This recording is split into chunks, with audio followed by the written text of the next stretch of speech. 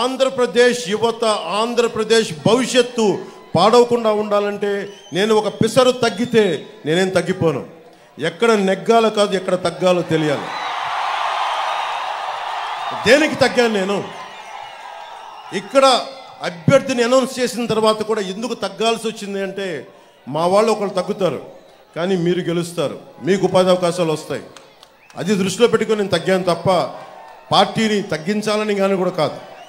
ఎందుకంటే 4 దశాబ్దాలుగా ఒడిదుడుకులు తీసుకున్న వ్యక్తి, ఆయన అనుభవం కావాలి.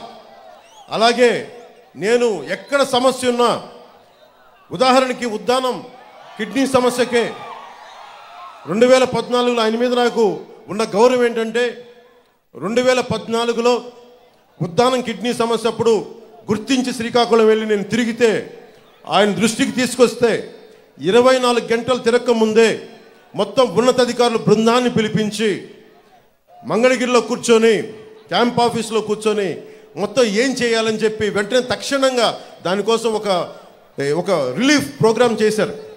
వెంటనే ఏమేమి రెమెడియల్ మెజర్స్ తీసుకున్నారు. అందుకనే ఆయన అనుభవం నాకు మనకి రాష్ట్రానికి కావాలి.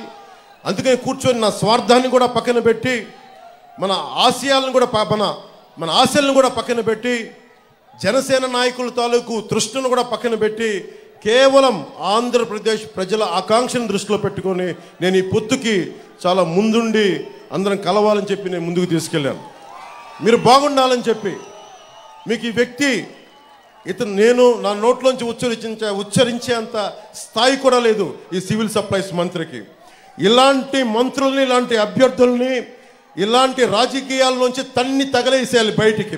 గోస్తని నదిలో కలిపేయాలి ఇలాంటి వ్యక్తుల్ని. ఎంత అలుసు నీకు, ఎంత పొగరు నీకు, ఎంత అహంకారం నీకు, ఎంత దురహంకారం నీకు. రైతు ఏడుస్తా ధాన్యానికి మొలకలు వచ్చినాయి అంటే నువ్వు బూతులు తిడతావా? నీ అహంకారాన్ని నేల కింద రాచే రోజులు వస్తున్నాయి, మర్చిపోకు. నేను ఓట్ల కోసం కానీ నేను ప్రజలు బాగుండాలని ఆకాంక్షించేవాడిని. 25 సంవత్సరాలు రోజుకి కోట్లు తీసుకోగలిగే సత్తా ఉన్నవాడిని. ఇవన్నీ పక్కన పెట్టి ఒక సమూహం కావాలి. ఒక నదికి, ఒక దేశానికి ఒక నది చాలదు, ఒక దేహానికి ఒక రక్తనాళం సరిపోదు. అలాంటి 5 కోట్ల మంది ప్రజలకి ఒకళ్ళిద్దరు నాయకులు సరిపోరు. 3 పార్టీల బలమైన నాయకత్వం కావాలి. కేంద్ర నాయకత్వం సహాయ సహకారాలు ఉండాలి. చంద్రబాబు గారి అనుభవం కావాలి.